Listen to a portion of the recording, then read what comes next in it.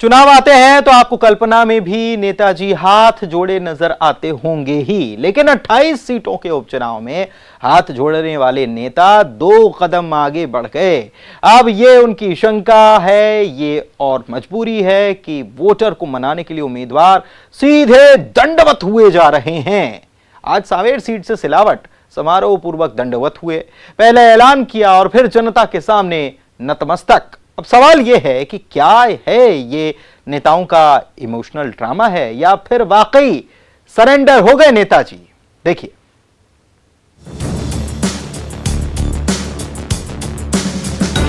उपचुनाव का ये सबसे अलग रंग है। उपचुनाव में अब दंडवत परिणाम की इस तस्वीर को देख लीजिए। वोटर को मनाने के लिए क्या क्या जतन करने पड़ रहे हैं। इस फहरिस्त में सबसे ताजा तस्वीर आई है सांवेर से, जहां ऐसे ही इमोशनल होकर जल संसाधन मंत्री तुलसी सिलावट जनता से उनका आशीर्वाद मांग रहे हैं, जो कह रहे हैं कि अब वोट मांगने का समय कम बचा है, इसलिए यहीं से प्रणाम कर रहा हूं।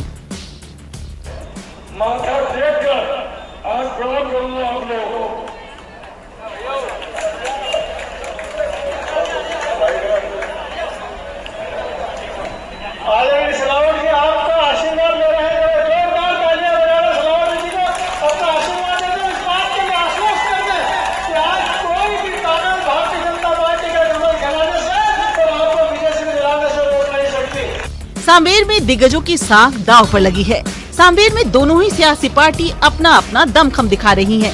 उपचुनाव में कोई भी पार्टी कोई कोर कसर नहीं छोड़ना चाहती थी। ये पहली कोई तस्वीर नहीं है। वोटर को बनाने के लिए क्या खेला जा रहा है इमोशनल कार्ड, ये सवाल विरोधी उठा रहे हैं।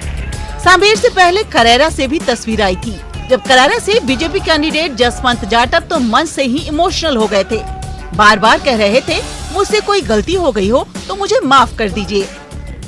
मेरे 15 महीने के कार्यकाल में जाने अनजाने में मुझसे कोई भूल हो गई हो, मुझसे कोई गलती हो गई हो तो आप मुझे माफ करेंगे।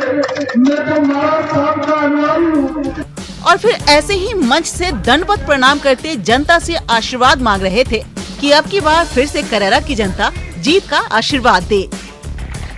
वही अलग अंदाज में नजर आए थे सीएम शिवराज। सीएम के इस अंदाज पर कांग्रेस ने किया था पलटवार। सुर्खी की सभा में कमलनाथ ने सीएम शिवराज के इस अंदाज पर चुटकी ली थी। वहीं बीजेपी का कहना है कि जनता उनके लिए सर्वोपरि है। अब आपको एक और तस्वीर दिखाते हैं। ये तस्वीर है ग्वालियर सीट से बीजेपी कैंडिडेट प्रद्युम्न सिंह तोमर की, जो अपने अलग अलग अंदाज के लिए जाने जाते हैं। कभी साफ सफाई करते आपको दिख जाएंगे, तो कभी ऐसे ही लोगों के बीच बल्लेबाजी करते। जनसंपर्क के दौरान उन्होंने तो मजदूर को गले लगा लिया और उसके पैर भी पड़ गए। ऐसे में कई सवाल उठ रहे हैं, क्या इस उपचुनाव में कांग्रेस से बीजेपी में शामिल हुए इन पूर्व विधायकों को डर सता रहा है या फिर जनता को मनाने की कोशिश है। ये अब देखना दिलचस्प होगा कि नेताओं की इस जुदा अंदाज का वोटर पर कितना असर होगा। इंदौर से अरुण त्रिवेदी, शिवपुरी से अशोक अग्रवाल, मंदसौर से नरेंद्र धनोतिया और ग्वालियर से सुशील कौशिक के साथ bureau report, news 18, Madhya Pradesh, Chhattisgarh.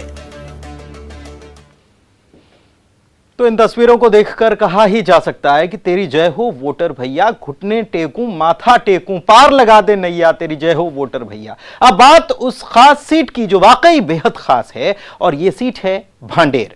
यहां कैंडिडेट का बवंडर देखिए। बवंडर इसीलिए यहां कैंडिडेट का गमछा बदल गया।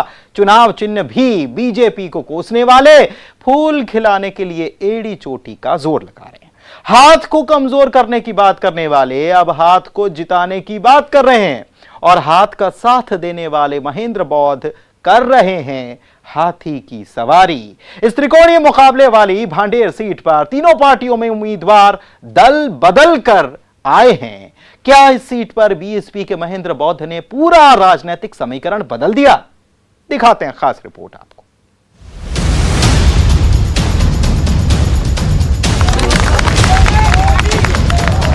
इस सरकार ने भ्रष्टाचार का आलम रचा हो।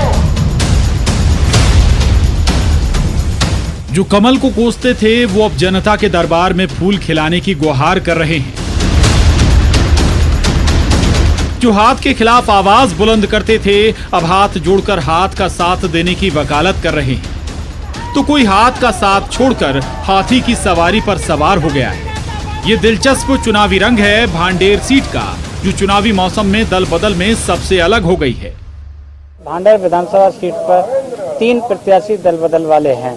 तीनों में संतराम सरोनिया, श्रीमती रक्षा संतराम सरोनिया, महेंद्र बौद्ध और फूल सिंह बरैया, तीनों ही दल बदल प्रत्याशी हैं। लेकिन कोई भी दल के पास अपना निजी प्रत्याशी ना होने के कारण वहाँ दल बदल पर कोई चर्चा ही नहीं कर रहा है। बात बीजेपी की हो तो यहाँ पर रक्षा सिरोनिया दल बदल कर कांग्रेस से बीजेपी में आई। कांग्रेस के महेंद्र बौद्ध को टिकट नहीं मिला तो वो बीएसपी वाले हो गए। अब चुनाव के मैदान में हाथी की सवारी कर रहे हैं और कांग्रेस कैंडिडेट फूल सिंह बरैया भी तो दूसरी पार्टी से आए हैं। नहीं, दल बदल का मुद्दा तो इसलिए नहीं रहेगा कि किसी भी दल के पास मूलतः उस दल का कोई प्रत्याशी नहीं है, इसलिए ये मुद्दा तो कोई दल वाले उठा ही नहीं सकते। इसलिए इस चुनाव में दल बदल जैसा कोई मुद्दा इस बार रहने वाला नहीं। दल बदल के इस दिलचस्प त्रिकोणीय मुकाबले वाली इस सीट पर अब चर्चा जोरों पर है और वो है कौन किसके वोट बैंक में सेंधमारी करेगा। कांग्रेस से बगावत करके बीएसपी में शामिल हुए महेंद्र बौद्ध ने सीट का राजनीतिक समीकरण ही बदल कर रख दिया है। सवाल ये कि क्या कांग्रेस को नुकसान पहुंचाएंगे बीएसपी कैंडिडेट महेंद्र बौद्ध। इस पर कांग्रेस का कहना कि इससे कांग्रेस को कोई फर्क नहीं पड़ेगा। ये बात सही है कि भारतीय जनता पार्टी के राज में पिछले कई साल से और अब भी कांग्रेस कार्यकर्ताओं पर झूठे केस रजिस्टर किए जा रहे हैं, परेशान किया जा रहा है, जेलों में भेजा जा रहा है। लेकिन ईमानदारी की बात यह है कि मध्य प्रदेश शासन में जब महेंद्र बौद्ध गृह मंत्री थे तब तो सीधे स्वर्ग पहुंचाया जाता था। सामूहिक हत्याकांड कराए गए इनके संरक्षण में हुए, ये मेरा आरोप है। इसलिए इनकी पोलें सब खुली हुई हैं, जनता सब जानती है। इसीलिए इनको कांग्रेस ने टिकट नहीं दिया और कांग्रेस ने टिकट नहीं भी दिया तो कोई भूचाल नहीं आया और ये थोड़े से कुछ हजार वोटों तक सीमित होकर रह जाएंगे, कोई नुकसान नहीं पहुंचाएंगे। हमारे प्रत्याशी फूल सिंह बरैया भारी बहुमत से। वहीं बात तो ये भी कही जा रही है कि महेंद्र बौद्ध के समर्थक सामान्य वर्ग में ज्यादा हैं, जिसका नुकसान बीजेपी को उठाना पड़ सकता है। बीजेपी के वोट बैंक में महेंद्र बौद्ध सेंधमारी कर सकते हैं। हालांकि बीजेपी कैंडिडेट रक्षा सिरोनिया के लिए जमीन मजबूत कर रहे उनके पति कह रहे हैं कि इससे बीजेपी को कोई फर्क नहीं पड़ने वाला। अब जरा इनका बयान सुनिए, जो कह रहे हैं कि इधर से उधर कूदाफांदी करने वाले को जनता कभी पसंद नहीं करती। तो क्या ये बात बीजेपी कैंडिडेट रक्षा सिरोनिया पर भी लागू नहीं होती? भारतीय जनता पार्टी की स्थिति काफी मजबूत है और शिवराज सिंह चौहान साहब का जो व्यक्तित्व है, मुख्यमंत्री जी का जो चेहरा है, वो सब पर भारी है और इसलिए इनके आने से मुझे नहीं लगता कोई प्रभाव पड़ने वाला। तो मतलब महेंद्र वो आपके वोट प्रभावित करेंगे भाजपा के सामान्य वर्ग में, उनकी अच्छी पकड़ है बताते हैं। नहीं, लेकिन क्या है साहब, ये जो कूदाकादी होती है ना यहाँ से वहाँ, इसको जनता कभी पसंद नहीं करती। वहीं जानकार कह रहे हैं दोनों ही पार्टियों को महेंद्र बौद्ध दे सकते हैं चुनौती। महेंद्र बौद्ध जी दोनों पार्टियों को ही नुकसान, भाजपा और कांग्रेस दोनों को ही नुकसान पहुंचा सकते हैं, क्योंकि वह कांग्रेस से आए हैं तो कांग्रेस को तो नुकसान पहुंचाएंगे ही, साथ में उनका जो जनाधार है वो सामान्य वर्ग में अधिक है, इसलिए वो भाजपा को ही नुकसान पहुंचा सकते हैं। भांडेर में त्रिकोणीय मुकाबला महेंद्र बौद्ध जी के वजह से त्रिकोणीय मुकाबला होने की संभावना है। ऐसे में सवाल है कि आखिर महेंद्र बौद्ध किस पार्टी को देंगे कड़ी टक्कर। भांडेर में महेंद्र बौद्ध चुनौती बनेंगे या नहीं, ये सवाल तो है ही। और दल बदल के सवाल पर इन तीनों दलों की बोलती आखिर क्यों बंद है? दतिया से अशोक शर्मा के साथ bureau report, news 18, Madhya Pradesh, Chhattisgarh. वैसे एमपी में 28 सीटों पर होने वाले उपचुनाव में बड़ा मलेहरा बड़ी दिलचस्प सीट बन गई है। उमा भारती के प्रभाव वाली इस सीट विधानसभा सीट में बीजेपी की काट के लिए कांग्रेस ने कथावाचक रामसिया भारती को मैदान में उतारा। तो रामसिया के प्रद्युम्न को कालनेमी राक्षस बताने से शुरू हुई बयानबाजी अब असली और नकली भगवा चोले पर जा पहुंची है और ऐसे में संत भी इस जुबानी जंग में कूद पड़े हैं।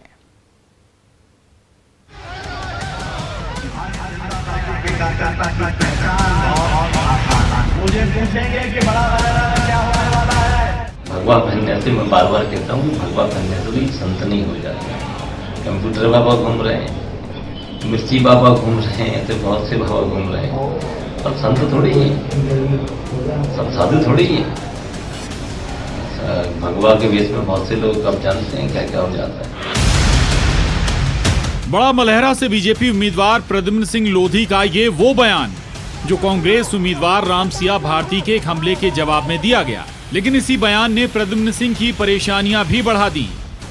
प्रद्युम्न के इसी बयान पर साधु संतों की त्योरियां चढ़ गई हैं। भले ही प्रद्युम्न सिंह ने बड़ा मलहरा से कांग्रेस उम्मीदवार रामसिया भारती के लिए इन शब्दों का इस्तेमाल किया हो, लेकिन ये संत समाज में नाराजगी की वजह बन गया। निर्मोही अखाड़ा के पंच महंत भगवान दास ने बीजेपी उम्मीदवार को ऐसी बयानी के लिए माफी मांगने की न केवल सलाह दे डाली, बल्कि बीजेपी नेतृत्व को भी ये मशविरा दे दिया कि इनकी ऐसी वाणी पर लगाम लगाएं। प्रद्युम्न सिंह जी भाजपा में शामिल होकर के और भाषा ऐसी बोल रहे हैं जैसे कांग्रेस की भाषा हो।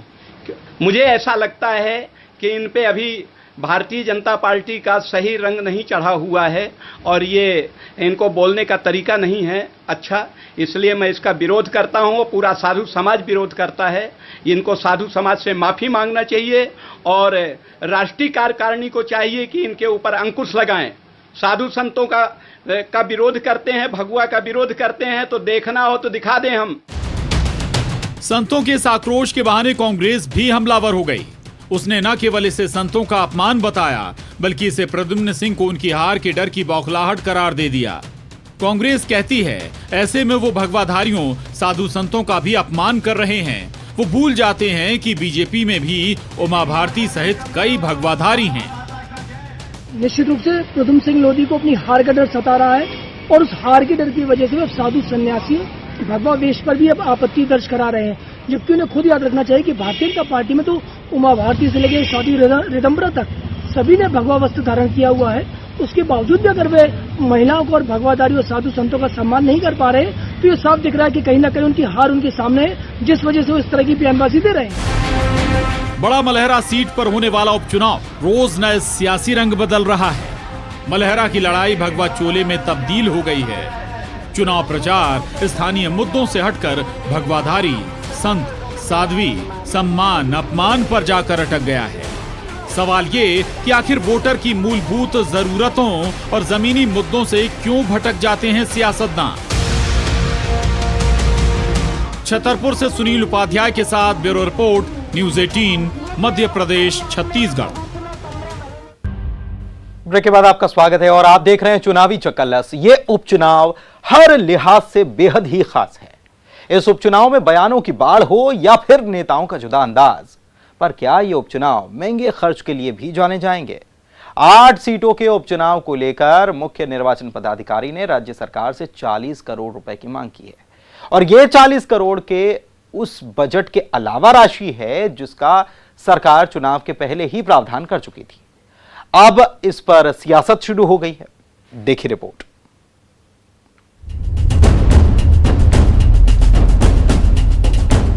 अट्ठाईस सीटों के ये उपचुनाव हर मामले में ऐतिहासिक हैं। ये पहले ऐसे उपचुनाव होंगे प्रदेश के जहां चुनाव का खर्च 5 गुना तक महंगा हो गया है। 28 सीटों के उपचुनाव को लेकर मुख्य निर्वाचन पदाधिकारी ने राज्य सरकार से 40 करोड़ रुपए की मांग की है। ये 40 करोड़ के उस बजट के अलावा राशि है जिसका सरकार चुनाव के लिए पहले ही प्रावधान कर चुकी थी। अब इस मुद्दे पर सियासत शुरू हो गई है।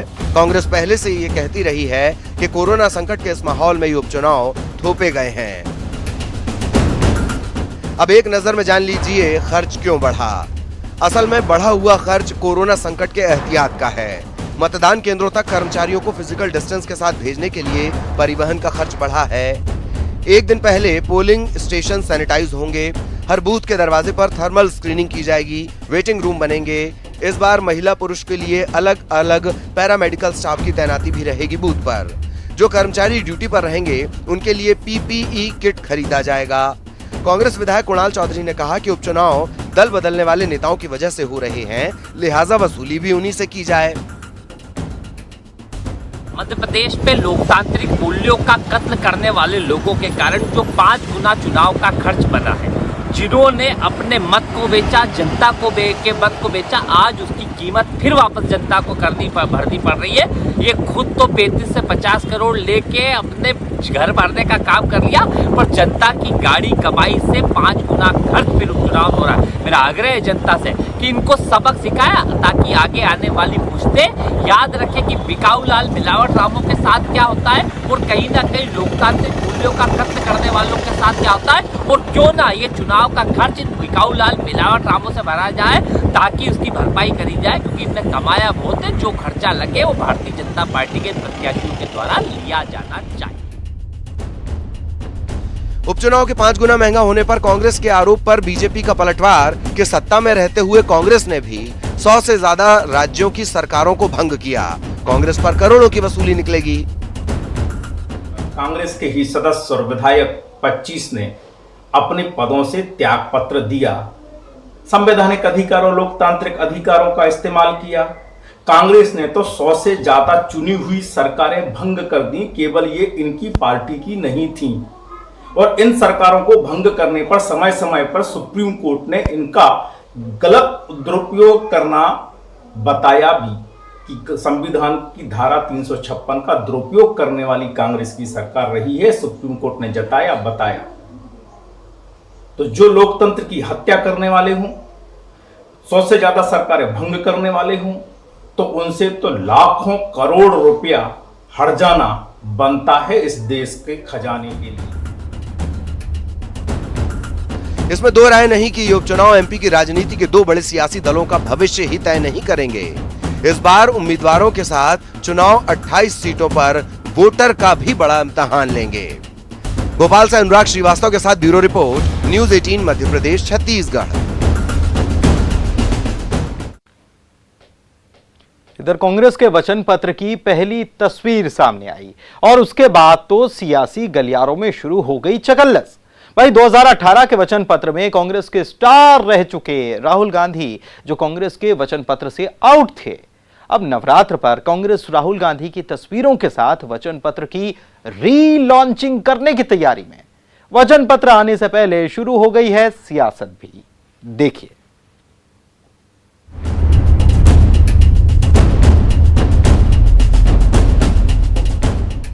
28 सीट पर कांग्रेस 28 वचन पत्र लाकर सत्ता में वापसी की राह देख रही है, जिसमें वादों की फहरिस्त है, वचन है। 17 अक्टूबर नवरात्र को भी कांग्रेस का वचन पत्र जारी होगा, लेकिन सियासत अभी से शुरू हो गई है। अक्सर चुनावी माहौल में पोस्टर बैनर के चर्चे होते हैं और इन चर्चाओं पर चकल्लस भी होती है। चर्चा पर अफवाहों का बाजार भी गर्म होता है। तस्वीरें सियासत के रुख की तरफ इशारा भी तो करती हैं। ऐसे ही जब कांग्रेस के मिनी वचन पत्र की पहली तस्वीर सामने आई थी, तो इसमें राहुल गांधी की फोटो गायब होने पर बीजेपी ने चुटकी ली थी। गोपाल भार्गव ने कांग्रेस पर तंज कसा, वहीं कांग्रेस ने प्रोटोकॉल का हवाला दिया। कांग्रेस पार्टी अच्छी तरह इस बात को जानती है कि ना उसके लिए राहुल गांधी की फोटो से वोट मिल सकते हैं और ना दिग्विजय सिंह जी की। इस समय राज्य में दिग्विजय सिंह परिदृश्य से गायब हैं, क्या कर रहे क्या नहीं कर रहे पता नहीं। इसी तरह से राष्ट्रीय परिदृश्य राहुल गांधी, तो फोटो नहीं लगाना है, इसका अर्थ ये है कि कांग्रेस ने स्वयं मान लिया है कि इन दो लोगों की फोटो लगने से उनके वोट कम होंगे। तो ये स्ट्रेटेजिकल है, मतलब एक रणनीतिक कह सकता हूँ कि लोगों को भ्रम में रखने के लिए, और जैसे ही चुनाव होगा लोग सामने आ जाएंगे। जहां तक बात है जिस वचन पत्र में राहुल जी के फोटो की बात की जा रही, फोटो नहीं, वो एक स्थानीय स्तर पर एक बनाया है 28 विधानसभा क्षेत्रों के लिए। उसमें प्रोटोकॉल का पालन करते हुए राष्ट्रीय अध्यक्ष और प्रदेश अध्यक्ष के सिर्फ फोटो दिए गए। बाकी जो कांग्रेस का मुख्य वचन पत्र जो शीघ्र हम एक कार्यक्रम करके जारी करेंगे, विधिवत जारी करेंगे, उसमें राहुल जी सहित तमाम वरिष्ठ नेताओं के फोटो है। 2018 के कांग्रेस के वचन पत्र में राहुल गांधी स्टार रह चुके हैं, लेकिन फोटो गायब होने पर सियासी गलियारों में खूब चर्चे हुए और अब कांग्रेस के वचन पत्र की रीलॉन्चिंग होने जा रही है, जिस पर राहुल गांधी की फोटो लगी होगी। कांग्रेस का वचन पत्र अभी प्रोसेस में है। फाइनल जो वचन पत्र है, जो मुख्य वचन पत्र है, वो बनने गया हुआ है। उसके अंदर राहुल गांधी जी, सोनिया गांधी जी, सभी वरिष्ठ नेताओं के फोटो हैं। अब राहुल गांधी की फोटो के साथ इस रीलॉन्चिंग पर चिकित्सा शिक्षा मंत्री विश्वास सारंग कांग्रेस पर तंज कस रहे हैं, जो ये भी कह रहे हैं 15 महीनों में कांग्रेस के वचन का क्या हुआ, सुनिए जरा। हमें दो बातें देखनी पड़ेगी। भारतीय जनता पार्टी में कहीं किसी की कोई वरीयता को लेकर कहीं कोई दिक्कत नहीं है। ये तो कांग्रेस को मुद्दा चाहिए। ये बिना किसी विषय का मुद्दा बनाने की कांग्रेस कोशिश कर रही है। भारतीय जनता पार्टी में पद को लेकर, व्यक्ति को लेकर ना पहले कभी कोई मतभेद था, ना मनभेद है, ना अभी कोई मतभेद है, ना मनभेद है। 17 अक्टूबर को जारी होने वाले कांग्रेस के वचन पत्र में किसान कर्ज माफी का वचन होगा। साथ ही कोरोना को राजकीय आपदा घोषित करने का वादा भी कांग्रेस कर रही है। कोरोना से मरीज की मौत होने पर कांग्रेस अनुग्रह राशि देगी। ऐसे कई वादों के साथ मैदान में उतरने वाली है कांग्रेस। क्या ये वचन पत्र कांग्रेस की फिर नैया पार लगाएगा? तस्वीर गायब होने के मामले में तो बीजेपी की भी सियासी गलियारों में चर्चा हुई थी। बीजेपी के वीडियो रथ से सिंधिया की तस्वीर गायब होने पर भी बवाल मचा था। अब तस्वीरों का गायब होना कोई सियासी भूल थी या फिर कोई रणनीति? और ये रीलॉन्चिंग क्या कह रही है? भोपाल से अनुराग श्रीवास्तव के साथ bureau report, news 18 Madhya Pradesh Chhattisgarh. और अब आखिर में देखिए उपचुनाव का ये दिलचस्प नजारा, तस्वीरें जहां पर नेता कह रहे हैं ये आंसू मेरे दिल की जुबान है।